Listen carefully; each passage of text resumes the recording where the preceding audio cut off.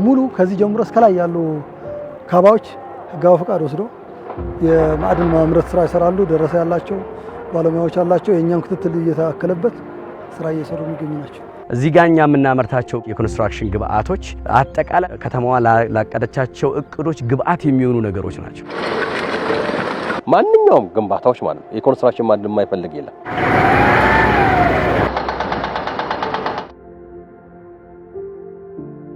ተፈጥሮ ለሰው ልጆች አስፈላጊ የሆኑትን ነገሮች በሙሉ እየሰጠች እዚህ አሁን ላለንበት ጊዜ አድርሳናለች። መስጠቷ ሳይጓደልም ትቀጥላለች። ታዲያ ተፈጥሮ የምትሰጠንን ለመቀበል በመናደርገው ትግል ውስጥ ጉዳት እናደርስባታለን። ይህንን ያደረስነውን ጉዳት መልሰን የማስተካከል ኃላፊነት ደግሞ የኛ ድርሻ ነው። መልሶ ማልማትን ካልሰራ ምንድነው ሊፈጠር የሚችለው የሚለውን ጉዳይ ስናነሳ እና እሱን ደግሞ ተከትሎ መፍትሄውን ደግሞ አፕላይ ካላደረግን ሊሆን የሚችለውን ነገር ስናነሳ ነው የሚያሳስበን ማለት ነው። መልሶ ማልማት በባህሪው እንዳልነው ፊዚካሊ ኤንድ ባዮሎጂካሊ ኤንድ ኢንቫይሮንመንታሊ ጭምር የራሱ የሆነ ኢምፓክት አለው ማለት ነው። ይህን ኢምፓክት ለመቀነስ ነው ኢንቫይሮንመንታል ኤንድ ሶሻል ኢምፓክት አሰስመንት ጥናት እያንዳንዱ አልሚ አጥንቶ ወደ ትግበራ የሚገባው ማለት ነው። የማዕድን ማምረት ስራ ምን አይነት ፊዚካል ኢምፓክት አለው ስንል የመሬቱን ተፈጥሯዊ ቅርጽ ይቀይረዋል። ሌቭል የነበረው ቦታ ጉድጓድ ይሆናል። ስለዚህ ክረምት ላይ ውሃ ያቆራል ማለት ነው። ውሃ ማቆሩ ጥሩ ነው። እንደ ዋተር ሃርቨስቲንግ ሲስተም ልንጠቀመውና ለተለያዩ የመስኖ አገልግሎቶች ልንጠቀመው እንችላለን። ግን ይሄ ሊሆን የሚችለው በአግባቡ ማኔጅ ማድረግ የምንችል ከሆነ ነው። በአግባቡ ማኔጅ የማናደርግ ከሆነ ጉዳቱ ያመዝናል ማለት ነው። ጉዳቱ ምንድነው? በተጨባጭ ፌስ አድርገነዋል እኛ አካባቢ ላይ ያሉ ነዋሪዎች ልጆቻቸው እንዋኛለን ብለው ህይወታቸው የሚያጡበት ፕራግማቲክስ ተፈጥሯል ማለት ነው። ስለዚህ ዓላማው አሁን የመዋኛ ስፍራ መፍጠር አይደለም። ዓላማው ኮንስትራክሽን ማዕድን ማውጣት ነው። ያንን ዓላማ አሳክቶ ወደ ነበረበት መመለስ ነው ማለት ነው። ይህንን ማድረግ የማንችል ከሆነ እስከ ላይፍ ሳክሪፊኬሽን ድረስ የሚያደርስ ጉዳት ያስከትላል ማለት ነው። ስለዚህ መልሶ ማልማት ግድና አይቀሬ ነው የምንለው ከዚህ ፖይንት ኦፍ ቪው ነው።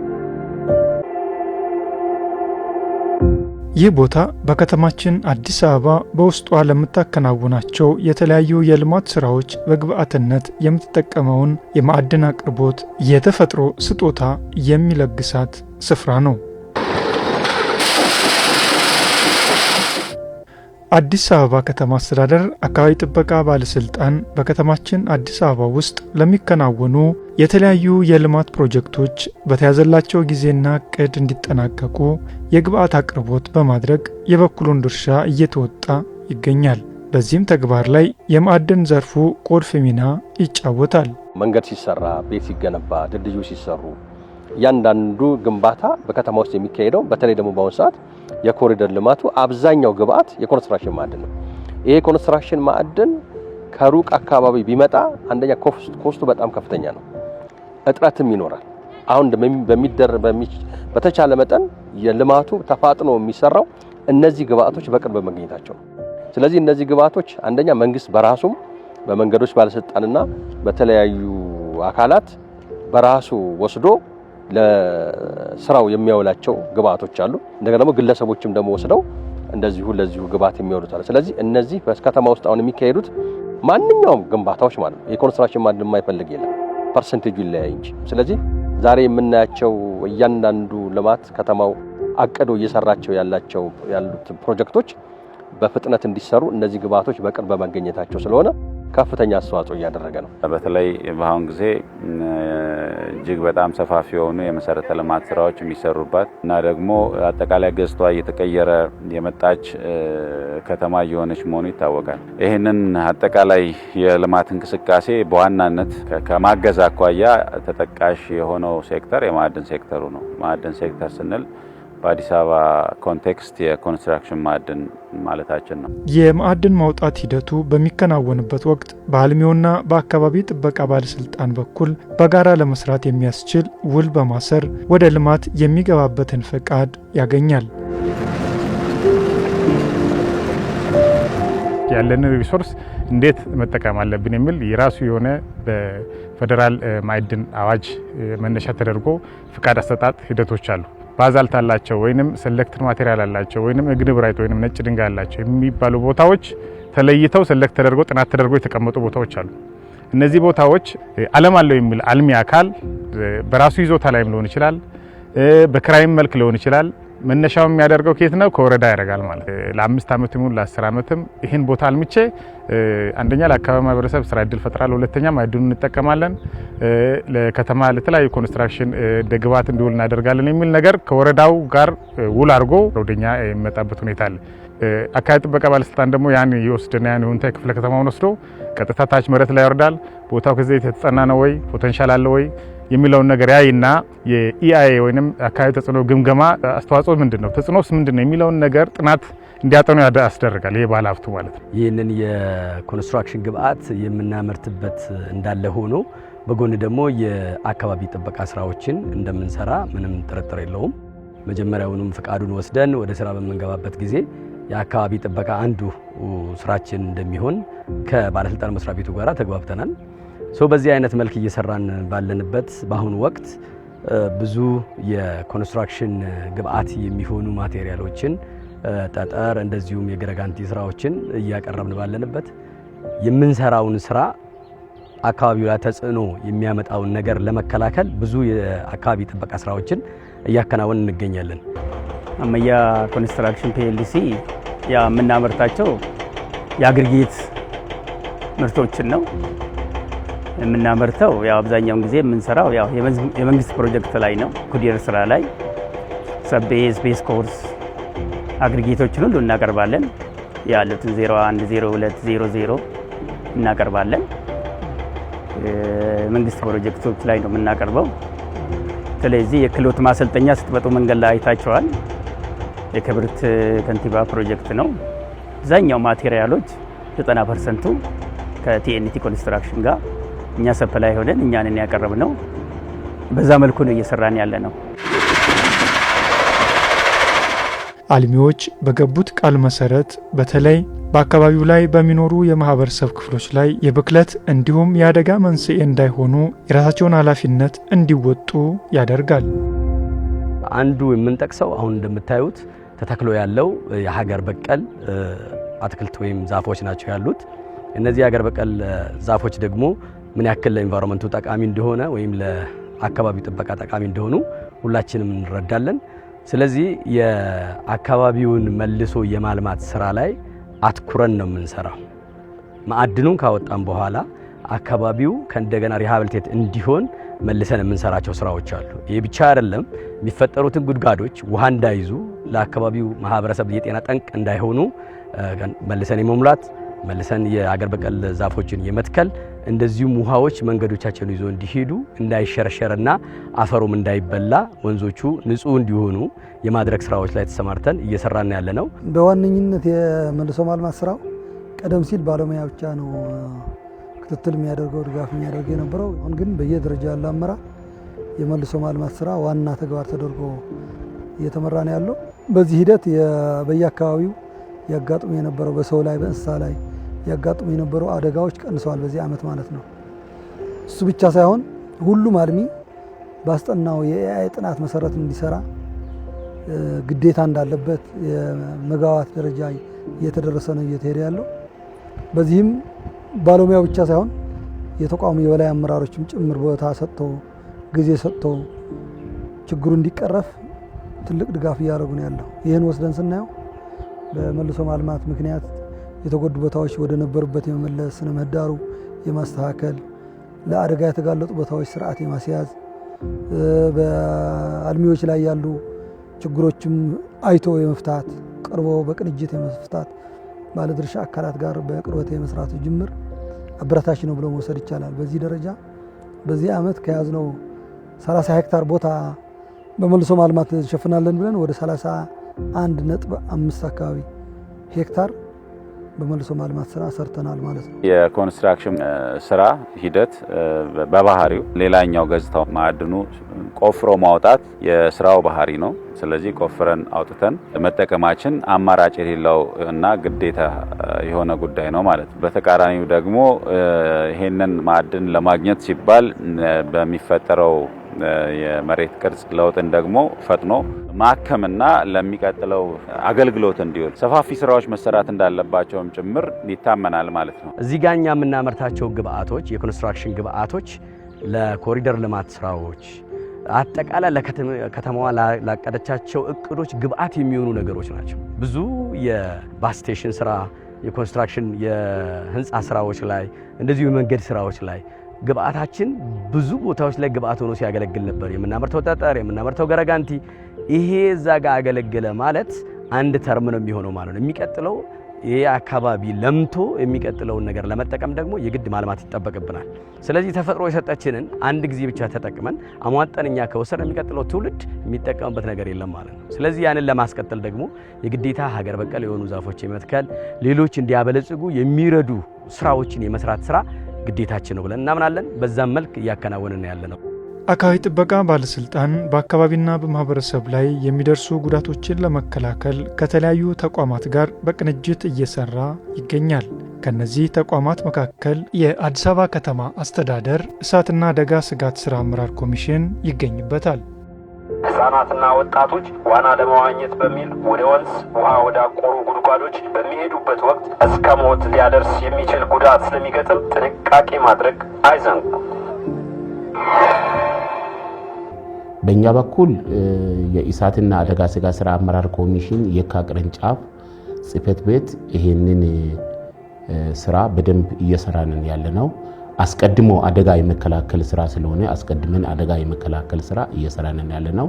እውነት ለመናገር ቀደም ሲል እዚህ ከተማ ዙሪያ ያሉ ማስፋፊያ አካባቢ የሚባሉ አሉ። ለምሳሌ አቃቂ፣ ቦሌ እንዲሁም ለሚኩራ ለአዲስ አበባ ግንባታ ሲባል ፍቃድ አውጥቶ ድንጋይ ካባ ድንጋይ የሚያወጡ ሰዎች አሉ። እነሱ ድንጋይ ከወሰዱ በኋላ ያመልሶ ያለ መድፈን ችግር ነበረ። በፊት ትልቅ ችግር ነበረ በዚህ ጉዳይ ላይ። ከዛ ወዲህ ግን መንግስትም እንደ መንግስት ማንም ሰው ቆፍሮ ለአደጋ ተጋላጭ ጉድጓድ አድርጎ እንዳይሄዱ አካባቢ ጥበቃም ህግ አውጥቷል። እንደ ሀገርም ፖሊሲ የወጣበት ሁኔታ አለ፣ መቀነሱ አለ። እኔ ረጅም አገልግሎት አለኝ፣ በደንብ በዚህ ዙሪያ አውቃለሁ። እነዚህ ቅድም የጠቀስናቸው ክፍለ ከተሞች አካባቢ ከፍተኛ የካባ ጉድጓድ በሰው ህይወትም በእንስሳትም በተለያዩ አካባቢ ላይ አደጋ ሲያደርስ ነበረ። አሁን ግን የቀነሰበት ሁኔታ እንዳለ ለማየት ተችሏል። እንደገና ደግሞ አሁን ያ ቦታ መልሶ በከተማ ውስጥ የሚወጣው በግንባታ ምክንያት የሚወጣው አፈር ወደዛ ሄዶ እንዲደፋ እየተደረገ ከአካባቢ ጥበቃ ባለስልጣን ጋር በመነጋገር ፕሮጀክት የሚያሰሩ ሰዎች ያ ጉድጓድ እንዲደፈን እየተደረገ አሁን ባለፈው ቅርብ ጊዜ ኮሚሽን መስሪያ ቤት ጋብዞ ለሚኩራና ቦሌ አቃቂን ቅርብ ጊዜ ነው ጉብኝት አድርጌያለሁ። ነፋስ ስልክም የተወሰነ አካባቢ ያ አደጋ ሲያደርሱ የነበሩ አካባቢዎች አፈር ከዚህ ከከተማው ግንባታ ምክንያት ወደ ዳር የሚሄደው አፈር እየተደፈነ ያ ጉድጓድ ያለበት ሁኔታ አይተናል። አደጋውን ደግሞ የቀነሰበት ሁኔታ ለማየት ተችሏል ማለት ነው። እኛ ምንድነው ያው ውልና ህግና ደንብ ከአካባቢ ጥበቃ ጋር ገባ ነው አለ። እኛ የሰራነውን የጨረስናቸውን ቦታዎች እያለማን ነው፣ ወደ ግሪን እየቀየርናቸው ነው። ያለማነው ቦታ አለ፣ ያን እየሰራን ነው። ያን ብቻ ሳይሆን ያው በአካባቢው መንገዶች ሲበላሹ እኛንም ጥገና የምናደርገው ብዙውን ጊዜ የኮሚኒቲ እርዳታዎችን እናደርጋለን። ከክፍለ ከተማው ጋር የሚያስፈልገውን ነገሮች እናደርጋለን። ለምሳሌ እንደ ማዕድ ማጋራት በጣም ኮንትሪቢዩት እናደርጋለን። ለፖሊስ ጣቢያው የሚያስፈልጉትን እገዛ እናደርጋለን። ለወረዳውም ለክፍለ ከተማው ለሁሉም ማለት ነው የሚያስፈልጉትን ነገሮች እየሰራን ነው፣ እያደረግን ነው።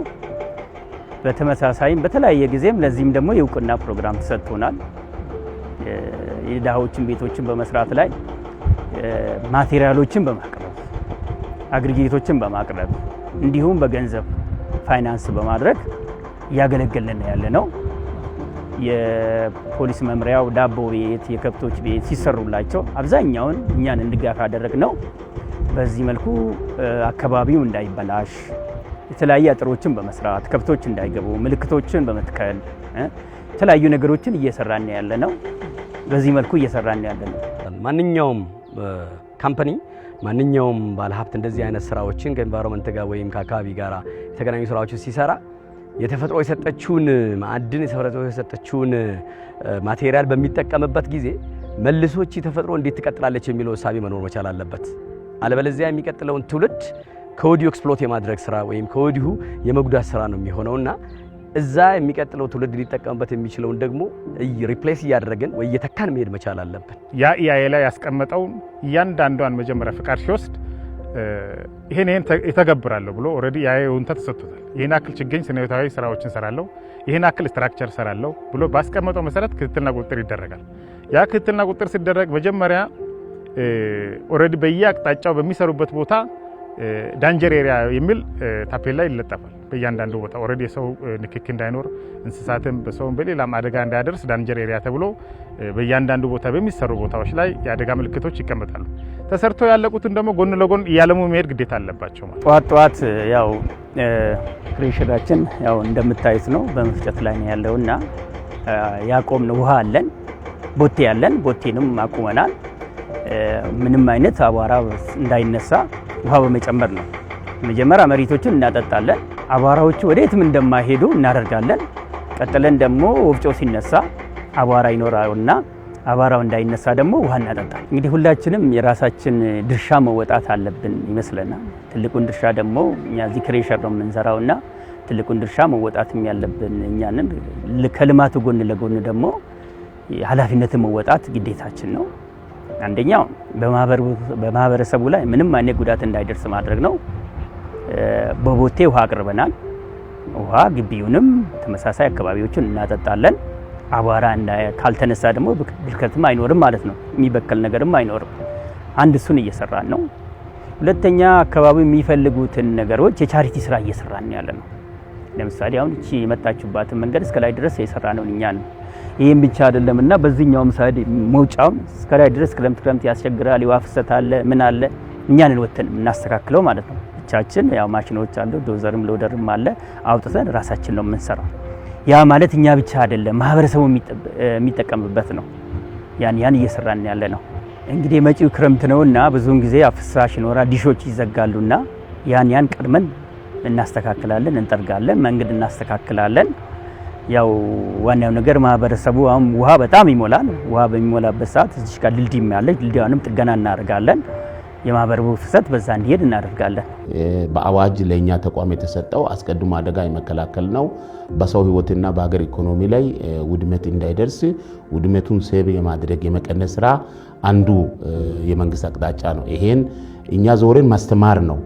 እዛ አካባቢ ያለው ማህበረሰብ አዌርነስ ግንዛቤ የማስጨበጥ ስራ በክረምት ላይ ልጆቻቸውን እንደገና ደግሞ ንብረቱን ከብቱን የሚጠብቁበት ሁኔታ ወደዛ ጉድጓድ እንዳይጠጉ የማድረግ ሁኔታ ቢቻል የዛ አካባቢ ያለው የወረዳ አስተዳደር ማህበረሰቡን አስተባብሮ ዙሪያ የሚታጠርበት ሁኔታ ሰው እንዳይገባ ከብት እንዳይገባ የማድረግ ስራ ይሄንን ደግሞ ካባ የሚያወጣው ፍቃድ አውጥቶ የሚሰራው ድርጅትም ደግሞ ለአደጋ ተጋላጭ አድርጎ መሄድ እንደሌለበት ለድርጅቱም ለአካባቢ ነዋሪም በብሮሸር በበራሪ ወረቀት እንደገና ደግሞ በለፋፋ ማልክም በየክረምቱ ግንዛቤ እያስጨበጠን የመጣንበት ሁኔታ ነው ያለው። አሁንም ይሄ ተጋላጭ አካባቢዎችን ሰውም ንብረትም እንደገና እንስሳትም እዛ ጉድጓድ ውስጥ ገብቶ ጉዳት እንዳይደርስ የማስተማር ስራ እያስተማረን ያለንበት ሁኔታ ነው ያለው። ስለዚህ ይሄ አንድ የሚያበቃ አይደለም፣ ቀጣይነት ያለው ስለሆነ ለክረምት ከመምጣቱ በፊት ለአደጋ የተጋለጡ ቦታዎች ለይቶ የማስተካከል ስርዓት የማስያዝ ስራ እየሰራን ያለ ነው ማለት ነው። ያው ወቅቱ እንግዲህ ክረምት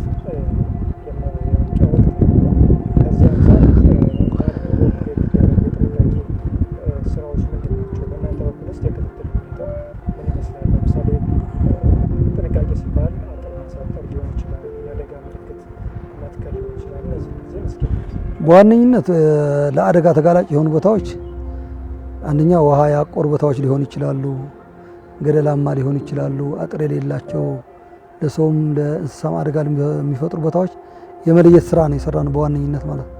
ወደ 27 ቦታዎች ለይተን የማስተካከል ስራ እየሰራን ያለ ነው። አንዳንዶቹ ቀደም ብለው የተጠናቀቁ አሉ፣ አሁን በሂደትም ላይ ያሉ አሉ።